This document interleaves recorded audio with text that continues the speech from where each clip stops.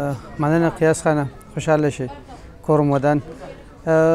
راغلو د ملګرو سره چکر مو راولګاو د راغګانو ډیم ته، او واقعي خبره ده چې ډېر ښکلی سپاټ او ښکلی ځای جوړ شوی دی د خپل باجوړ د ولس لپاره. بهر څومره خلک دي نږدې زموږ باجوړ ډېریا د نږدې دی، پکار ده چې هغوی ته دا موږ دا سپاټ هغوی ته موږ شو کړو. سوشل میډیا به یو نیم شي زموږ د خپله راوړو، دا ښکلا ده چې دا دنیا ته موږ وښیو چې هر دومره ښکلی ځای شته، ښه ځای شته، پوره امنه ځای شته.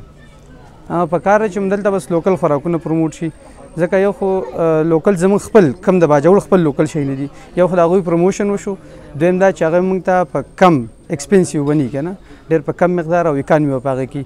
نو دا ځینې شی نه دي چې دا پروموټ کول موږ له په دې وخت کې به کار یې په دې موقعو باندې ښه دي. او په دې کې خو قیاس خانه دا ده، خیر دا خو ډېره ښکاره خبره ده چې ډیولپمنټل کې هغوی ډېر زیات مخکې روان دي که نه، هغه ته زموږ رسېده ډېره ګرانه ده. خو پکار ده چې موږ خپله هڅه داسې وکړو چې کوم شي زموږ نه کېږي، کوم پاسیبلي. لکه وختي دې ملګري خبره وکړه چې یاره کوم ځای کې ګندګي لکه دلته موږ راشو فریج باندې اوس ناست یو خوراک کوو، پکار ده چې موږ هغه ګندګي ګزار نه کړو، هغه موږ د خپل ځان سره اوچت کړو، هغه ځای صفا وساتو. همداسې چې څومره زموږ د وس نه کېږي یا کوم شي پاسیبلي پکار وه چې هغه وشي، او ډیولپمنټل کارونه دلته ډېر زیات شي. بیا زموږ نمایندګان چې کوم دي پکار وه چې هغه دې ځایونو ته په دې باندې خیال وساتي او څه هڅه دې دپاره وکړي، څه کوششونه دې دپاره وکړي چې یاره دا ځایونه زموږ دپاره ښه شي، دلته ښکلا یو په دوه شي. نو یو خو به زموږ خلک چې کوم دي دا به د بار تلو نه بچ شي. لکه دلته په ریګولر بیس باندې که تاسو ګورئ، یا خاص کر په اخترو باندې تاسو ګورئ، مخکې به دا خلک روان وي، څوک به سوات ته، څوک معلم جبې ته، څوک یو ځای بل ځای. تقریبا که په غلط ته نه یم نو 80% هغه ملګري به کور شوي او دلته به راځي، دوه پیدا شي. یو خو دلته نږدې خلک چې کوم شو دا په روزګار شو، چا پیکوړه خرڅه کړې، چا کولډ ډرینکس خرڅ کړې، چا چای وغیره هر څه چې خو دغه خلکو ته یو د روزګار یو موقع میلاو شوه. دویمه خبره دا وشوه چې دا ځای څومره ښکلا ده دې لاړه.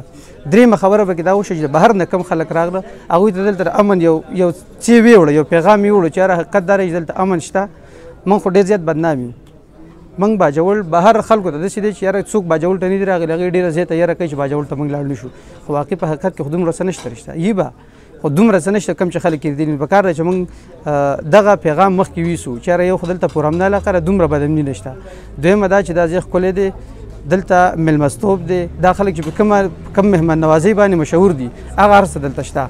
او درېیمه موقع پکې دغه شوه چې زموږ دا خلک د بهر تلو نه بچ شو، هغه روډونه او اکسیډنټ وغیره دا کیسې به ډېرې زیاتې وي، هغه دلته خپل لوکل شو، دغه کم شو، نو دغه موږ ته ډېره ښه موقع میلاو شو. پکار ده چې دا ډېر ما خو اولنۍ تاسو ته خبره وکړه چې نمایندګانو له پکار دي چې همداسې ځایونه یو خو ډېر کړي، یوازې دا ضروري نه ده چې دا یو شو. پکار ده سپاټونه ډېر زیات زموږ څه شته. لکه تاسو کویمور والی که نه، ولې تاسو وایي دغه ځای ښکلی ځای نه دی، هغوی ته تله ګران دي که نه، هغوی ته هغه سهولیت نشته، هغه فیسیلیټیز نشته چې یاره موږ لاړ شو هغه ځایونه. زما خپله شوق شته، نن موږ ملګري ناست همدا شوق و چې یاره موږ لاړ شو هغه ځایونه وګورو، خو داسې څه شته نه، فیسیلیټي نشته. نو پکار ده چې یاره داسې ځایونه موږ دغه کړو او ورته لاړ شو. او نمایندګانو له پکار دي چې یاره داسې ځایونو خاص خیال وساتي او داسې ځایونه پروموټ کړي، بلکې کوشش وکړي چې داسې ځایونه ډېر زیات شي.